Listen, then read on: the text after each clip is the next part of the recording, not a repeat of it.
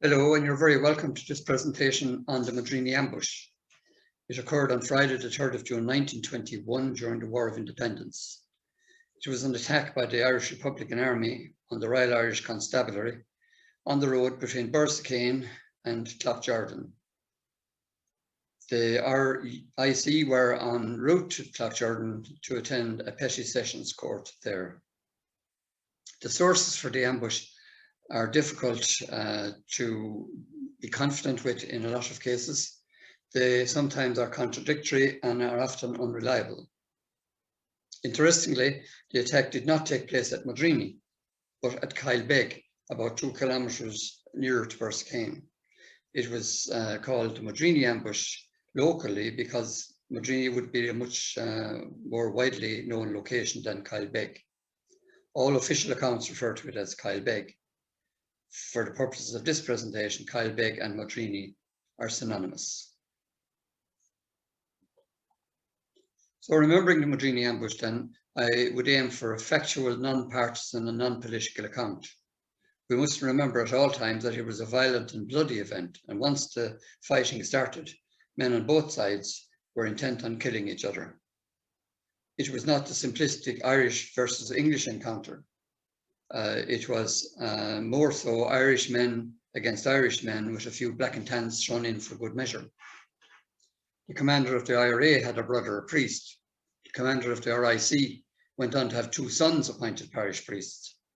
It is reasonable to say a man was IRA or RIC purely by an accident of birth.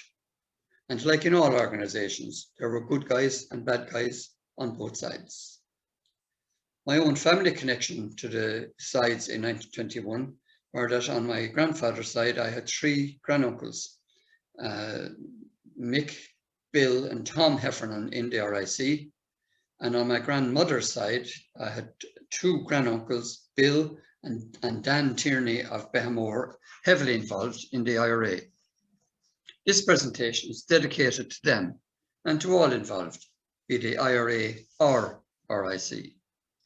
The historian Kim Wagner has said, "We are not responsible for the past, but we are responsible for what we choose to remember and what we choose to forget." So we start with the Royal Irish Constabulary side of things then in the Borrisokane barracks. This is a photograph of the barracks taken in 1921. You can see the barbed wire and the steel shutters in the windows. So the RIC had retreated into these heavily fortified barracks in the bigger towns and abandoned all the smaller barracks out in the countryside. It was a very siege mentality for the police. This building later became known as the Griffin Arms. They had moved up to this building after the original building down the street, which is now the Garda station, that was attacked by the IRA in 1920 and rendered unusable. This is a photograph of the garrison in that barrack that we saw the photograph of on the last page.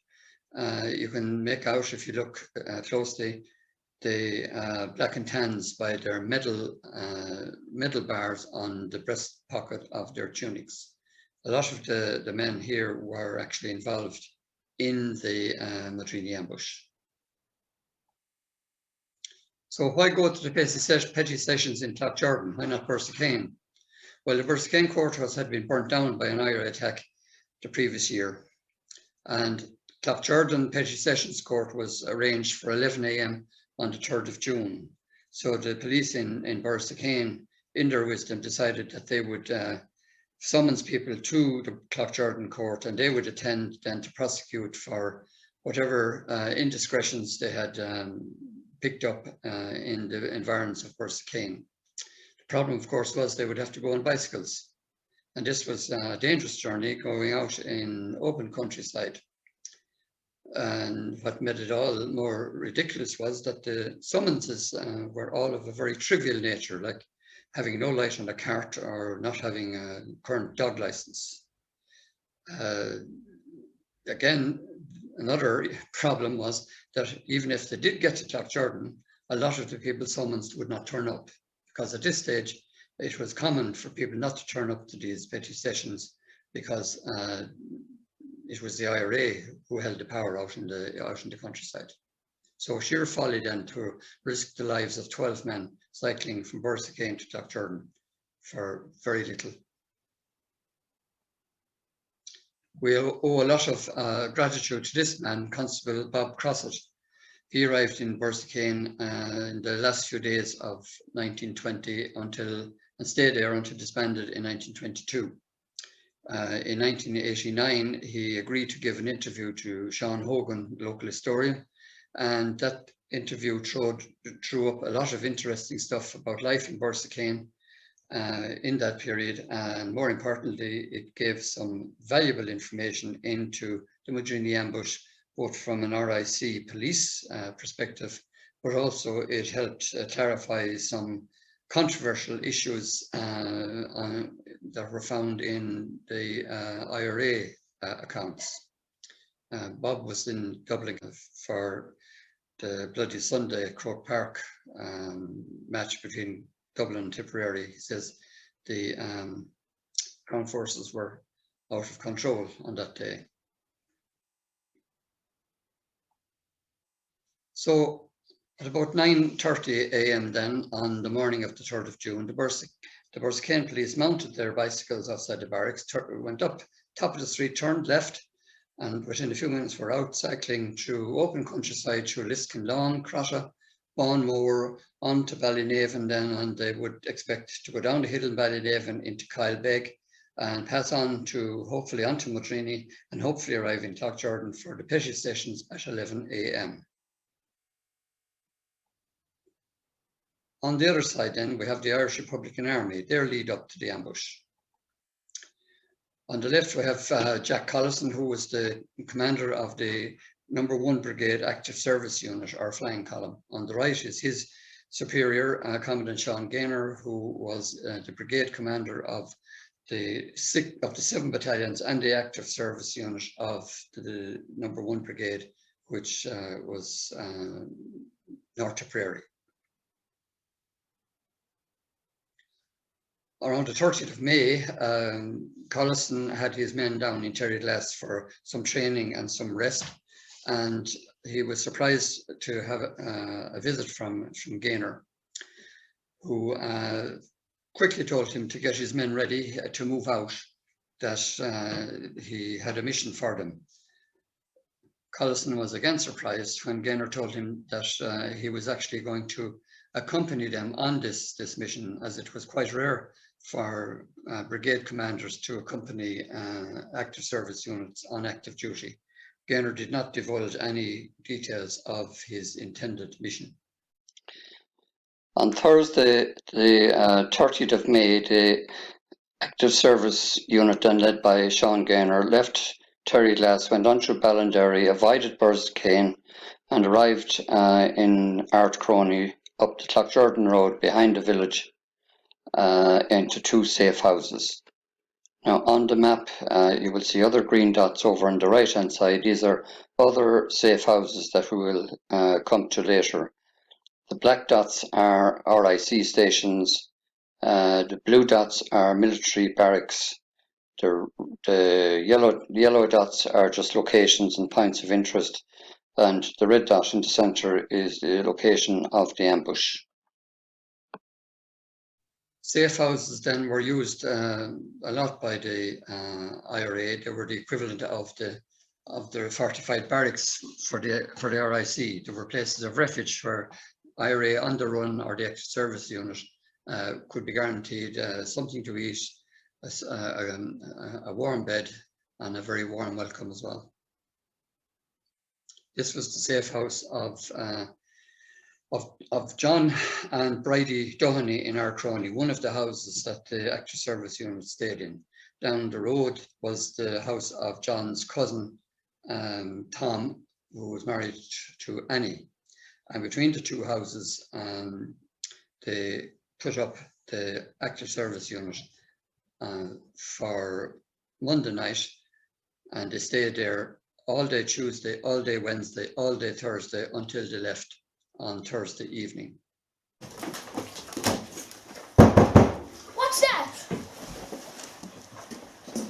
Daddy, there's men in the yard with guns. Come away from that window, Malachy. Mummy! Mummy! Oh, it's all right, love. Don't be afraid. It's just some friends of your father, and they've been here before. Who are they, Father? They're friends of mine. You don't know them. Now listen here. Mary, you sleep in our room tonight. Lads, the rest of you sleep in the loft outside in the barn. These men have come a long way. They need their sleep. But what will we sleep on? You'll be grand and cosy outside. I filled a few bags of straw for you to lie on. Annie, get the kettle ready. These men are hungry after their long journey. Right, lads, finish up here now and head out to the loft. And don't come out till I call you in the morning. Oh, be good now, boys. And do as your father says. God bless ye, men. Come in, you're welcome. God save all here. This then is a photograph of an actual active service unit from the number 3 brigade down in another part of Tipperary. There is no photo has been located of the active service unit of the number 1 brigade, but it would have been pretty similar both in numbers and in armaments and in rig outs and caps as in this photograph. The men in the number 1 brigade active service unit that I have identified are as follows. Sean Gaynor from 1st Battalion, he was the brigade commander. Jack Collison, as I said previously, was the commander of the active service unit. He was from the number 2 Battalion. Pat O'Brien, Paddy Nolan and Jimmy Nolan, 2 brothers, were from the 1st Battalion based around Nina. Bill Maher, Jack Williams, Joe Mangan, Tim Gleeson, Joe Liffey, Paddy Kennedy were all from the 2nd Battalion that was based in Tumivara, Moneygall and Cloughjordan area. The 3rd Battalion around Ballywilliam, Portroe area, we had Paddy Daly and Dinny Hayes. The 4th Battalion then was, their area was Borsicane, Ballinderry, Cherry Glass, Laura, and from there we had Felix Cronin, Ger Boucher, Sean Glennon, Ger Boucher's brother Bill, Dinny Whelan, Fred Cullen and Jack Maloney. This gave an overall strength. Jack Maloney was from the 7th Battalion in Rossgrey. This gave an overall strength then of 20, with an average age of just 26 years. This is a picture then of some of the active service unit members that were actually at Modreeny. It gives a good idea as to their uniform, and by all accounts, by the looks of these two, Bill Boucher and Jack Maloney, who were actually good friends, they were quite ready for action. Another person present was Felix Cronin. This photograph was taken on his wedding day to Kishy Kiernan. She will be remembered as being the fiancée of Michael Collins, who was shot at Bale-na-Blow in the Irish Civil War. On Thursday evening then, the 2nd of June, the IRA moved from Marcrony over to Bantus. On the way, they passed very near the spot where Constables Gallivan and Daly had been executed and buried in the bog in Claremont just 2 weeks beforehand.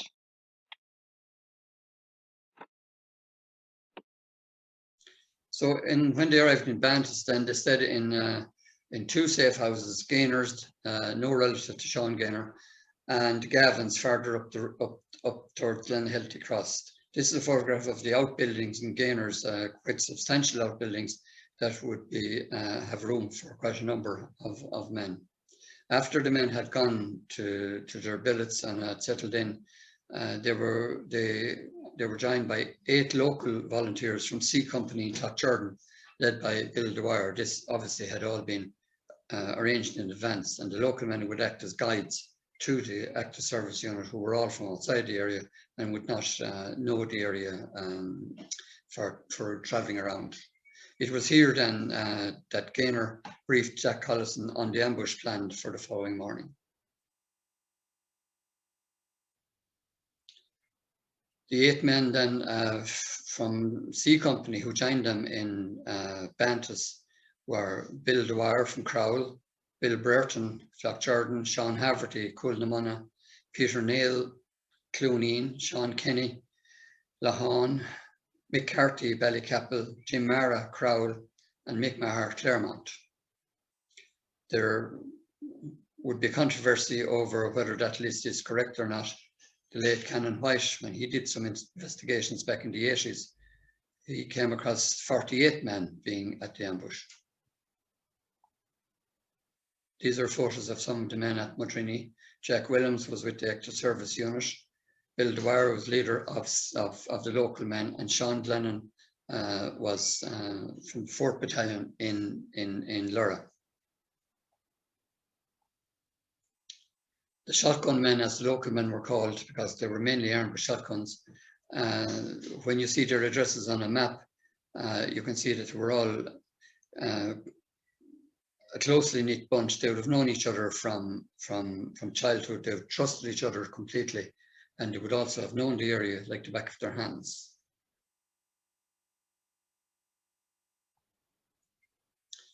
But again, the problem in getting reliable sources, this is a document that came to light recently from the military archives in Dublin. It shows what is supposed to have been the IRA engaged in Modreeny. But there's no source stated and the date isn't recorded. The list of men that are on it, the problem is that some of the men on it were definitely not at Modreeny, and there were some men definitely at Modreeny that are not on the list. But this could be explained by that these men on this list here that were not at Modreeny could be involved in logistical support and intelligence gathering, but may not have actually taken part in the ambush itself. Another point to make at this stage is the role played by the women in supporting the Active Service Unit. They were the ones generally ensuring the volunteers were fed, laundry was looked after, and also arms were carried, messages were carried. The Collison sisters in Moneygall were strong supporters of the IRA. All the companies in North Tipperary had vital support from local women. The role of women in the War of Independence in North Tipperary and in Ireland generally deserves a lot further research.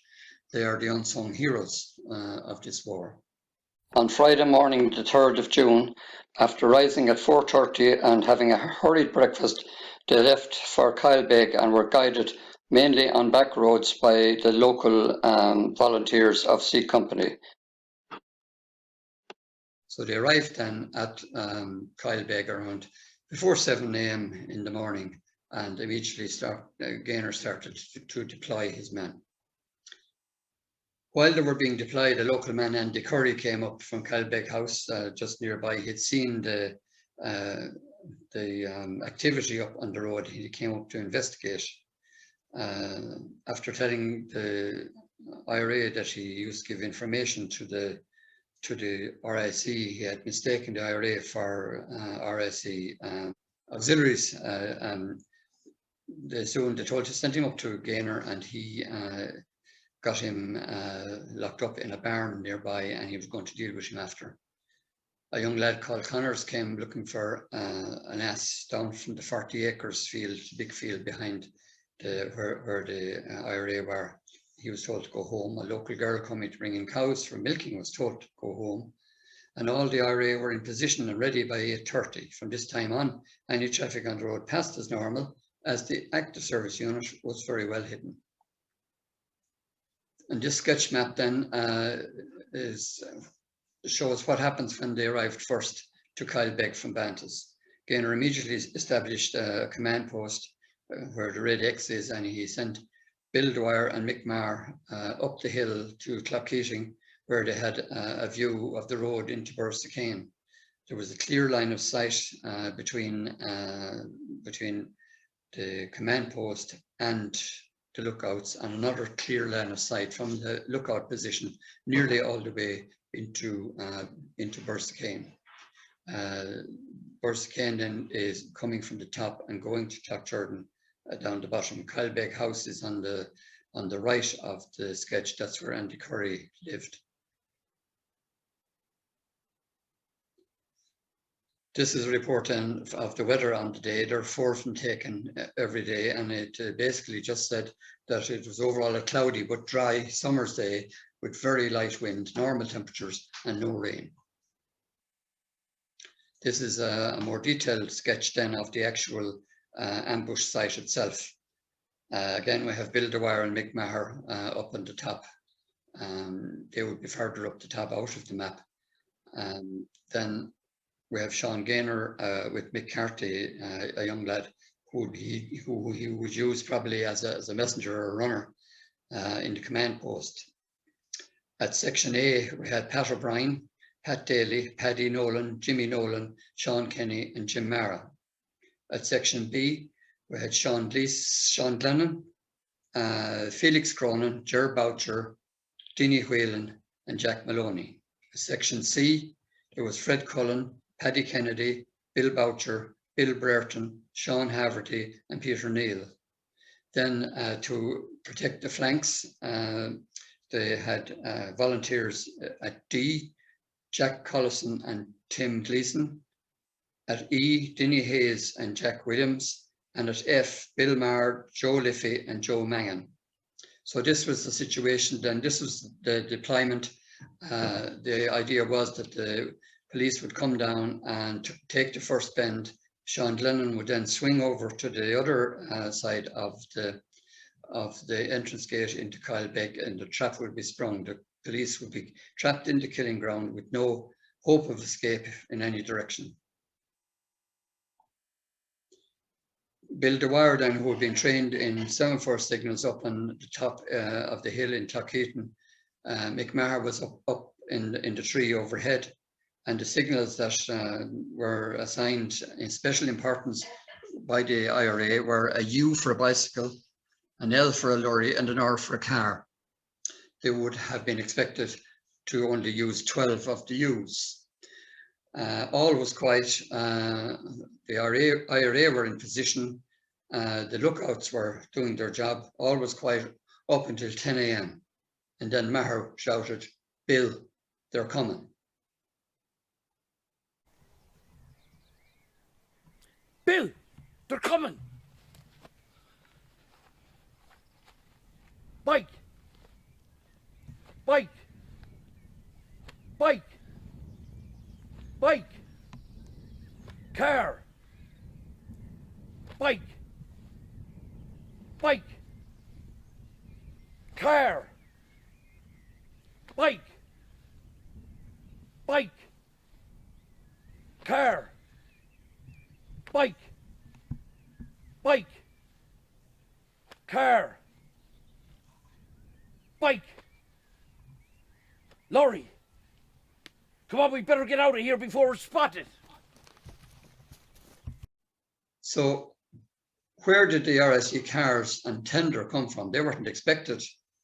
Well, because of the closure of the outlying RSE barracks in the Borrisokane district during 1920 and 21, Borrisokane itself had actually been transferred to Roscrea district for operational purposes. As the first Friday in the month was payday, the convoy under District Inspector Edmund Fitzpatrick had travelled to the county headquarters in Nina to collect wages and supplies and distribute them to the barracks in Roscrea district. Their first stop had been at Borrisokane, and they now were heading to Cloughjordan barracks. At Modreeny, the vehicles were mainly Ford Model Ts with a supply tender, which was the lorry at the rear, to collect supplies like ammunition, flares, barbed wire, etc. from Nina county headquarters and distribute to the individual barracks. The Lewis gun on the tender may not have been fully operational. The tender may not have been there to carry supplies and not in a combat-ready mode. However, the signals that came down from Bill Dwyer would have caused alarm in the command post.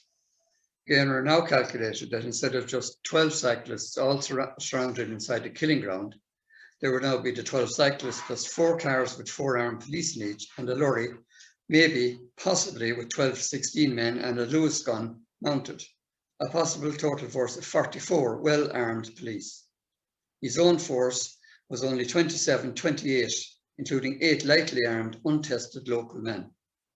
Another problem now was that the increased number of police with vehicles would not all be inside the 2 bends, so outflanking was a real danger. One possible scenario was that he decided that it would be suicidal, and quite rightly too, I think, to go ahead with the ambush. And he sent the runner, probably McCarthy, down to Sean Glennon's section at B, which would be the farthest away section, and with orders to disengage and withdraw to the pre-arranged rendezvous after the ambush of Knockshigowna. This was clearly visible in the background. He then ran down to Pat O'Brien's section at A to tell them that the attack was called off. But according to Pat O'Brien's account, a possible second scenario, events took a completely different turn. I'm not sure as to the accuracy of O'Brien's account or Gaynor's. There are inaccuracies in both their accounts in other places, but I don't believe that Glennon would have withdrawn unless ordered by Gaynor or Collison. Something happened after Glennon left that resulted in the ambush going ahead. Maybe then, because of the relatively positive outcome, no disciplinary measures were taken after. Which version is correct? What followed after the signals were received is the most controversial part of the ambush. Gaynor states that Glennon withdrew his section without notice before the police arrived. Glennon states that he had to withdraw under fire after the police arrived. He asserts that the RIC went up the back entrance to Kylebeg House and outflanked him, which made his position untenable. O'Brien states that he learned later that Glennon had been told to go before Gaynor came down to his section to inform them of the strength of the RIC and aborting the attack. Crossett had no recollection of any IRA being in Glennon's position when the attack started. If there had been IRA there, Crossett would more than likely be killed in the opening shots. Now remember, these four accounts are from four different men who were all actually there on the same day. So this is the issue you're facing in trying to come up with a true account. Right, lads, are you ready? Right, Pat, they won't know what hit them. Safety catches off. Hold your fire now until you get the signal. We have them this time. Bad news, Pat. We're a much bigger force than we expected. We're outnumbered. Look, we'll have to pull out. Look, just big Loyla. There'll be no Loyla. Today is the day. We're fed up of lying in ditches waiting for a chance like this. I know, Pat, but they're too strong for us. Look, think of the men. They could be wiped out. We came here to fight, Sean, and we're going to fight. For God's sake, Pat, not today. There's too many of them. We'll have to pull out now. Look, they're getting close. There's no pulling out. We came here to do a job, and we're going to do it. Right, lads? It's too risky, Pat. We'll have to pull out. Look, they're coming over the hill. Lads, get down there. Come on, get down. Don't be spotted. We'll have to let them pass. Do you hear me? That's an order. To hell with orders. We're going to hit them. For God's sake, lads, stay low. Let them pass now, okay? I won't give the signal. This is the only signal I need. You give me no choice, Pat. Okay, lads. Look, there's 4 bicycles coming first. Let them pass, okay? And as soon as the first car approaches the junction, I'll give the signal. Mick, will you go home? Goodbye. Run home now and don't stop until you're in the door, okay? Right, lads. Fred, there's more cars coming, right? When they come around the bend, I want you to come out. I give the signal and you take them. Take out the cars. And Pat, his boys will take out the lads in the 4 bikes, okay? Right, boys. This is it. On the whistle. Let them have it. That was a reenactment by the local drama group and their friends of a possible scenario that of a clash between Gaynor and O'Brien down at Section A. But whatever the reason for Glennon's departure, events now moved swiftly, very swiftly. Gaynor had told young Carty, as we saw, to get away and run home. He was only 17 and unarmed. After whatever confrontation then took place, if it took place, he arranged with O'Brien that the first 4 cyclists be allowed around the second bend. And when the lead car approached the junction, he would blow his whistle to start the attack. Even at this, the last car, some cyclists and the lorry would not have reached the first bend. To make matters worse, his attacking force had fallen to just 15 or 16 men. Glennon's section were gone. Dwyer and Maher were up in Clockheaton. Carty had gone, and 3 men had been repositioned to strengthen the flanks to prevent RIC from outflanking the IRA. He didn't know how reliable the local volunteers would be under fire. He also would have been aware that a lot of the RIC, the Black and Tans, were army veterans, and they would know exactly how to react when attacked under fire. Things were not looking too good at this stage. So then just before the RIC arrived, this would be the final deployment, but it had now weakened because now there was no trap. Lennon was gone, Carty was gone, and this was the position just before the RIC arrived, and all the IRA could hope for at this stage was that things would go well. Now the ambush itself. When the RIC arrived, this would have been the approximate position, as I said, of the IRA. But the RIC then, as you can see, there would have been 2 bicycles out front, followed by 2 bicycles. Then the car near section A, then 2 bicycles, another car, 2 bicycles, a car, 2 bicycles, a car, 2 bicycles, and then the lorry or the tender. And as Gaynor had feared, the last 4 bicycles, a car, and the lorry were not actually in the killing zone, but it really was irrelevant at this stage because Lennon was no longer there. When Gaynor blew the whistle, then as the first car approached the second bend, the lead car was attacked with a devastating opening volley. The IRA section at C and some at A opened fire on the lead car at very close range with devastating effect. The first shots wounded the driver, Constable Charles Rennie, a Black and Tan, who swerved his vehicle diagonally across the road before falling out on the road behind the vehicle. He survived the ambush. The swerve across the road exposed Constable John Cantlin, seated in the front passenger seat, and he was shot dead. Behind Cantlin, Constable William Walsh stood up with his arms raised, as if to surrender, but he was immediately shot and killed. District Inspector Edmund Fitzpatrick, who was seated behind the driver, was able to quickly get out of the car and stay down out of sight. He survived without a scratch. Other policemen wounded in the attack on the car that were back behind the car. You had William Dial, who was seriously wounded, John Dolan, seriously wounded, Thomas Carson, and Andrew Watson.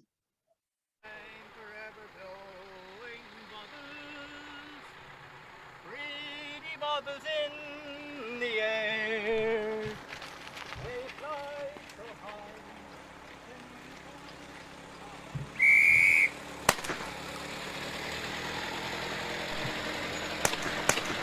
Don't shoot!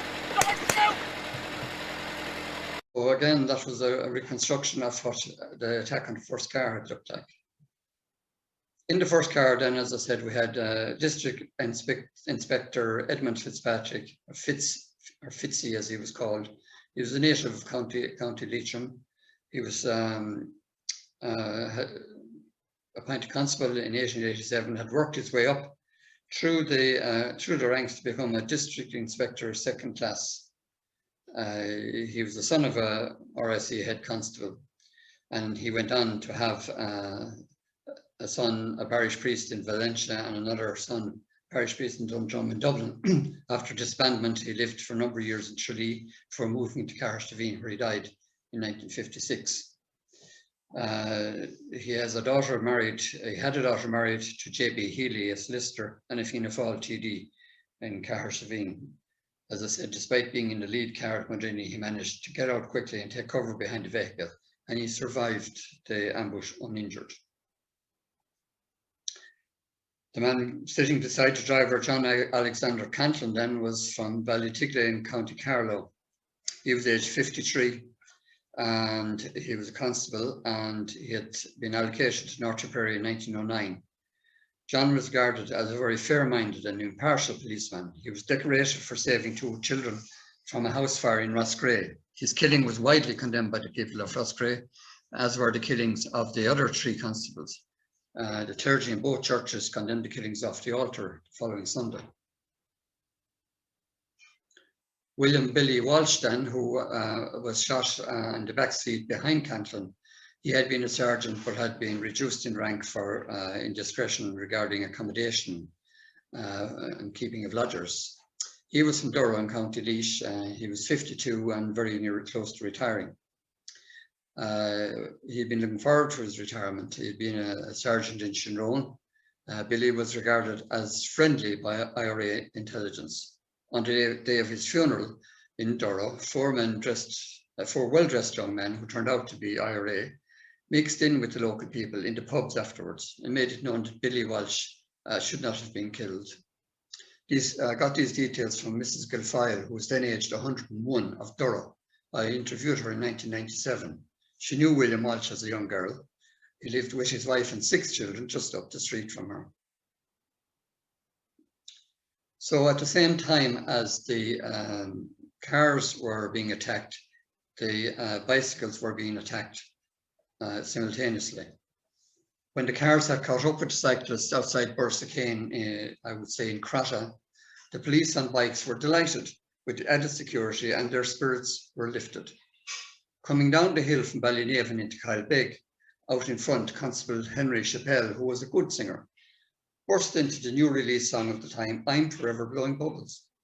After the lead 4 cyclists had rounded the second bend and gone about 50 yards towards Stockhorton, his song was cut short by the IRA section at A when they opened fire at what would have been virtually point blank range for a Lee Enfield. I'm forever blowing bubbles, pretty bubbles in the air. They fly.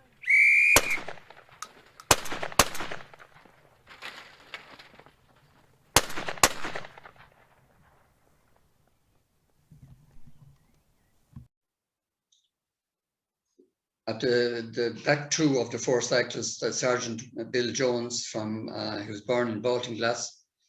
He was aged 32 in 1912. He was a sergeant. He was in charge of the 12 cyclists. His barracks was Bursacane. He was a married man. During the war, he had lost 2 brothers, one at sea and one in Mesopotamia.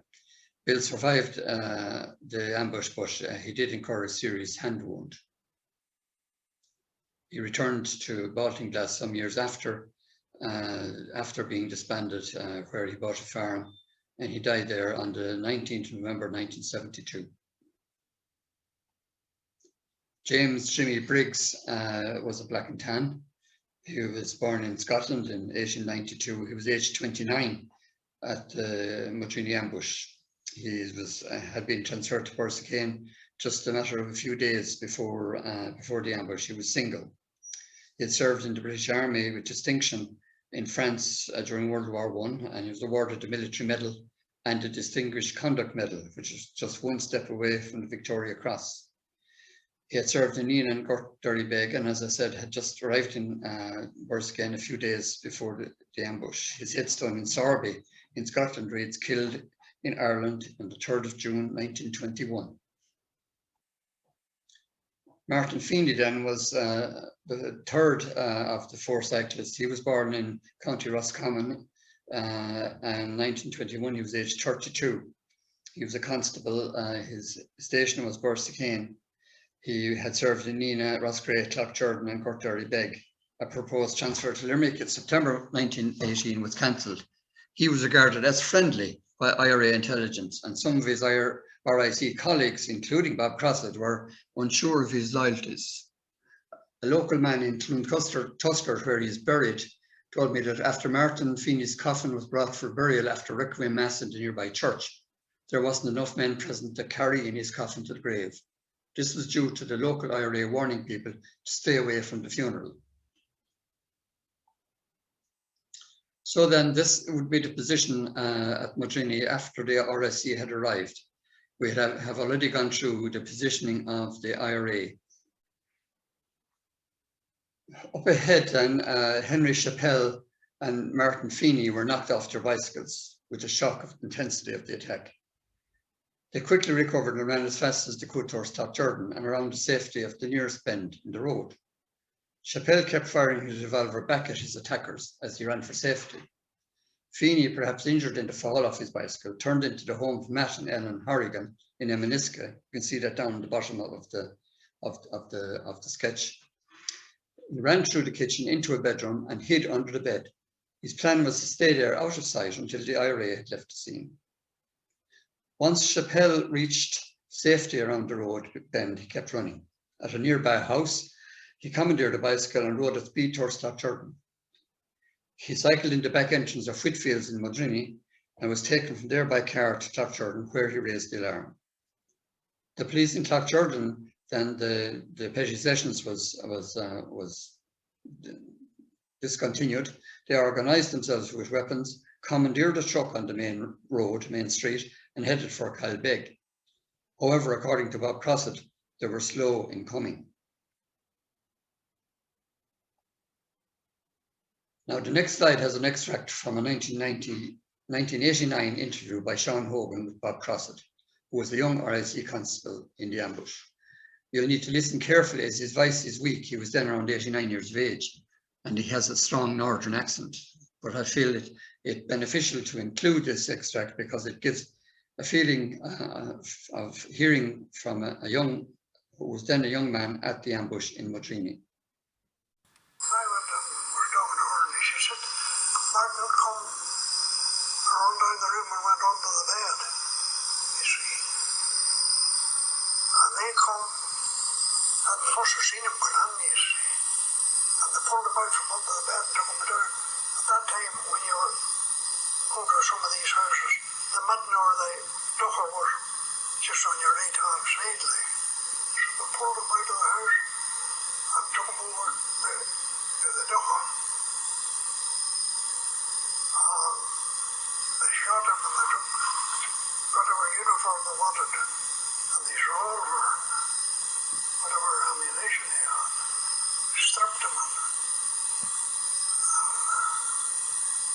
And I shot him.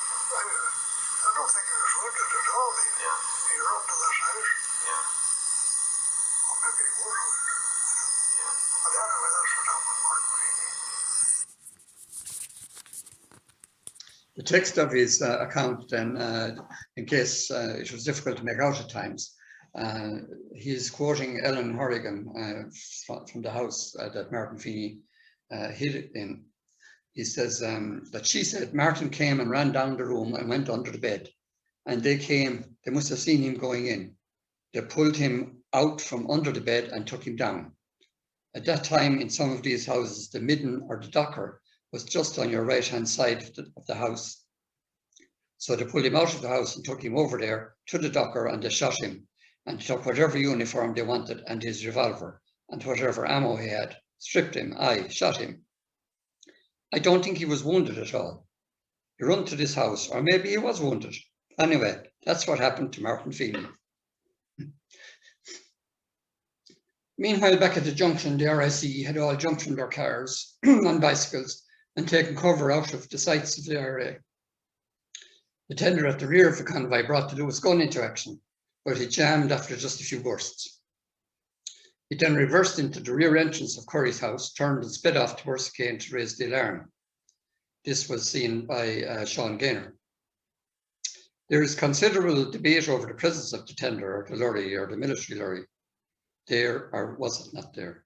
Definitely not a military lorry, as there is no army report of military being involved in the ambush, and they were meticulous about accounts of their personnel. A reporter from the Kings County Chronicle, who was there at the scene that evening, stated in his account that there was a tender with a Lewis gun at the ambush. The police had by now recovered from the initial shock of the attack. The vehicles stopped diagonally across the road were excellent cover. The IRA repeatedly called on the police to surrender, but to no avail. There were a number of calls from the RIC to fix bayonets and charge. They would have been blackened hands, but the charge never materialized. The police did, however, regroup and started to fire rifle grenades up at the IRA positions, which worried Gaynor. This is confirmed by Bob Crossett, who actually stated in his interview that he was the one firing the rifle grenades. The first grenade salvos overshot the target, but it was only a matter of time before they found the range. In other words, at this stage, there was a stalemate, and the two men in charge on either side, neither of them were able to force a resolution. Back on the Borris-O'Kane side of the first bend, Bob Crossett and Fred Curry, you can see their position marked on this sketch, were among the RIC taking cover under the roadside hedging across from the entrance into Kylebeck House and firing up at the IRA positions around the command post. Curry, a veteran of the Western Front, suddenly shouted, "Fix bayonets and charge," and stood up to get over the ditch and rush the IRA flank. Crossett in his interview says that he had no intention of joining. Curry then was immediately met with accurate fire from Tim Gleeson, who was positioned exactly in the right position by Gaynor to prevent this flank attack from happening.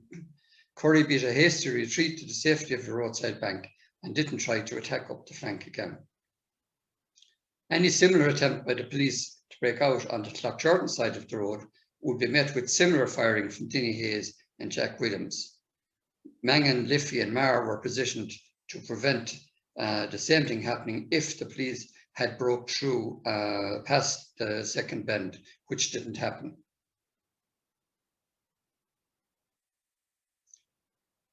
The IRA withdrawal.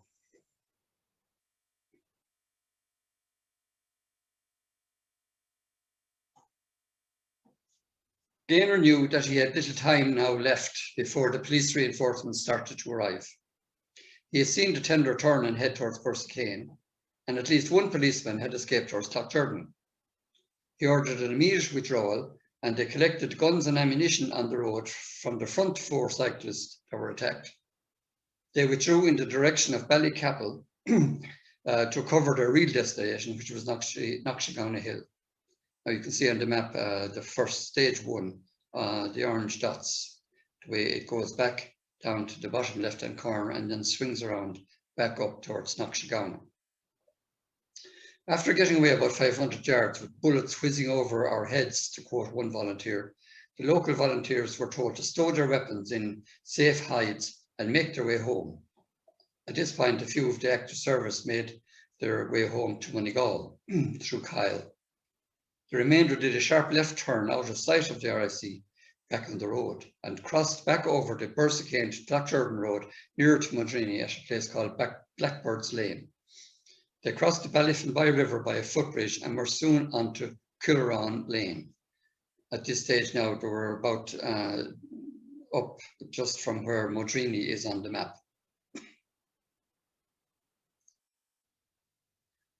After passing through the bog in Kilrawn, the bogs in Kilrawn, Scahabai and Laheel, they crossed over Lowney's Moor into Sopwell Wood and emerged in Gray's Bog onto Jim Liffey's farm in Derreen. You can see Derreen there on the map, but halfway up.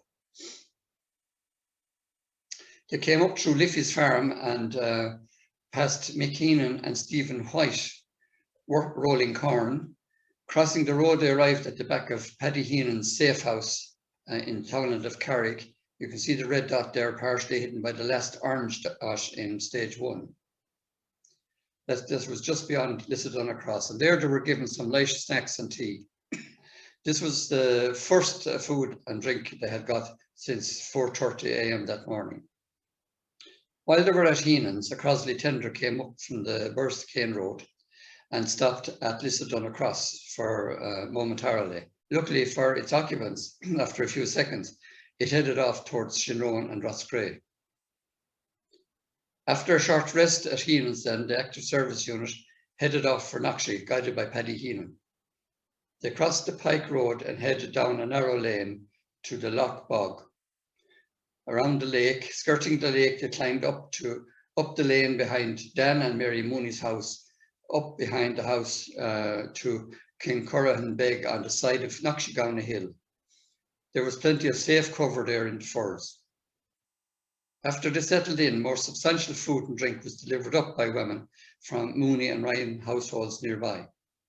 From their cover, they had a clear view all the way back to Modreeny and could see also the main board to Borrisokane Road through Ballingarry. 8 or 9 military vehicles were seen heading for Borrisokane, probably to go to Modreeny and search for the IRA. This account was given to me by Stephen Liffey, RIP, who had been informed of a lot of this from his father Jim and other locals. Later that evening then we come to stage 3 of the withdrawal. Guided by Bill Tierney, my granduncle of Behamore, they were taken to safe houses of Carey's, Cleary's and Salmon's in Macloon, where they spent the night. These safe houses now are marked on the map, as was Heenan's house where they came to first. The following day, Gaynor returned to Menina, and the active service unit made their way to the foothills of the Slieve Blooms near Camross in County Laois. One report states that they were transported in small groups to the far side of Roscrea by a sympathetic priest from Mount St. Joseph's Monastery, after, of course, hearing their confessions. One volunteer had reservations about the ambush taking place on the 3rd of June, as it was a special feast day in the Catholic Church's year. But he would have no problem in killing people on the 4th of June.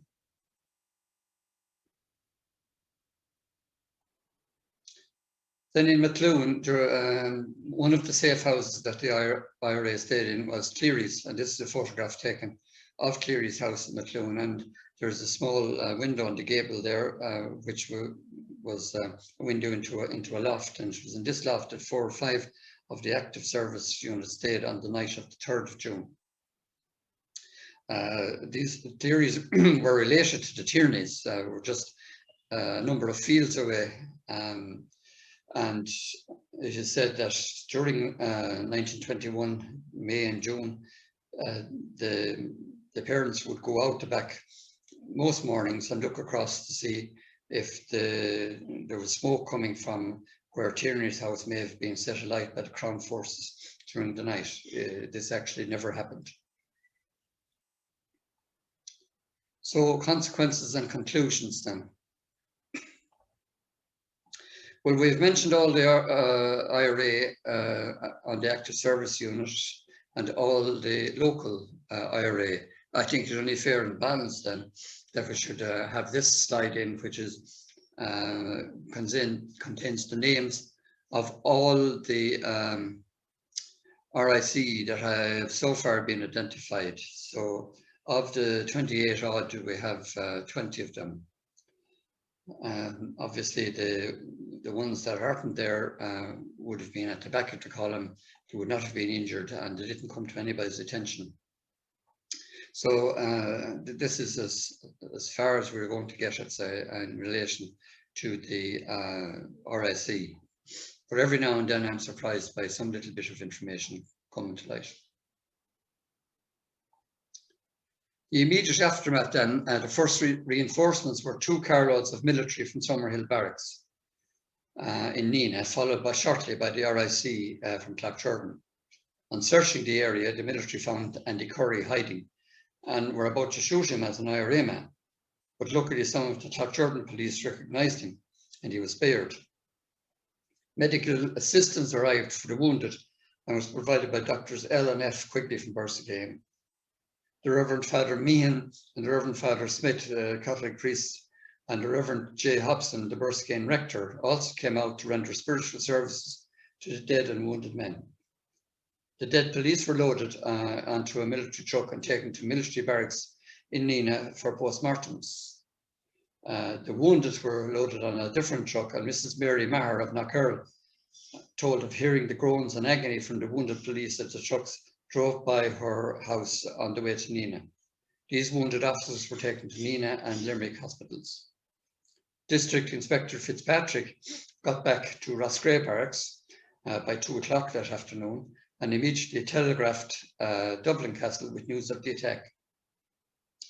That evening, the people of Shinone were terrorised by police Crosley tenders driving at speed up and down the street. The ambush was reported on local, national and international papers. Curiously, another attack occurred the same day because on the morning of the 3rd of June, Mick Connors and Arthur Keogh, both 23 from the 4th Battalion, were told to take up positions on the hill at Lacca overlooking the Old Boar Road. They were given 1 rifle and just 3 rounds of ammunition, with orders to stop any military reinforcements coming from Crinkle Barracks outside Boar towards Modreeny. A tall order, you might think. Around 5 p.m, 3 lorries of military appeared and the volunteers opened fire. They inflicted no casualties, but the lorries stopped and the occupants went searching for the attackers. Connors and Keogh had quickly withdrawn to the other side of the hill, hidden the rifle and melted into the crowds of men cutting turf in the bog behind Lacca Hill. They had succeeded in holding up the convoy for in excess of 2 hours.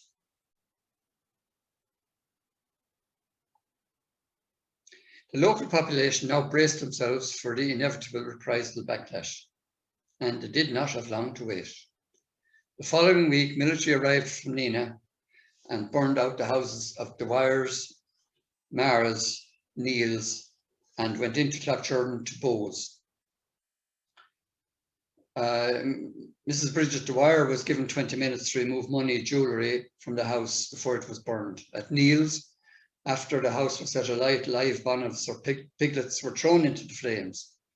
This had a deep traumatic effect on Mrs. Ellen Neil, then a widow, and stayed vividly with her for the rest of her life. In Cloughjordan, they were persuaded not to burn Bowes public house because there was a danger of the whole street being engulfed. A compromise was agreed. All furniture and effects were taken out into the back garden and burnt. It is also told locally that the military then spent a few hours drinking, free of course, in Bowes, which was another condition for sparing the building.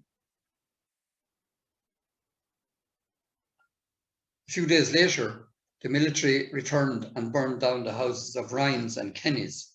Because of the house burnings in Crowell a few days before, Mrs. Mary Kenny, fearing the worst, had a lot of furniture and personal effects moved as a precaution to a neighbour's house down the road.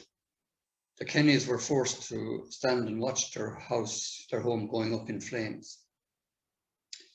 It was said after that Bowes being burnt was a sign of how inept and how out of date the RIC intelligence had been. But I would stand that argument on its head and say how accurate the RIC intelligence was, because of the 6 buildings that were attacked, 5 of them were homes that had sons in Modreeny, in the IRA, and actually in Modreeny ambush.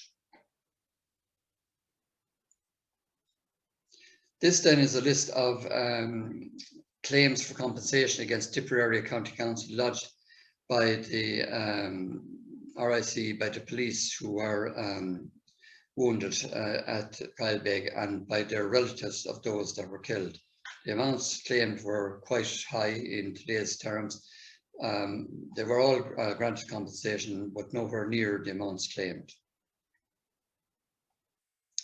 So the conclusion then, while the IRA claimed victory at Modreeny, it was a very close call and could easily have resulted in the active service unit being badly mauled. The superior weaponry of the RIC was starting to tip the balance in favour of the RIC. What would have happened if the Lewis gun had not jammed and brought lethal firepower down on the IRA positions? What would have happened if the RIC found the correct range with a rifle grenade sooner? I think Gaynor's fears would have been very much realised, and his decision to abort the ambush would have been seen as definitely the right decision. Without doubt, the ambush was another turn of the screw to increase pressure on the British government to negotiate a settlement. The truce was negotiated and came into effect just over 4 weeks later on the 11th of July.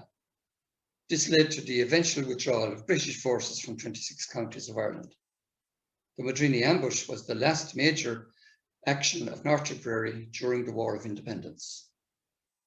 And that now brings me to the end of the presentation, and thank you very much for watching.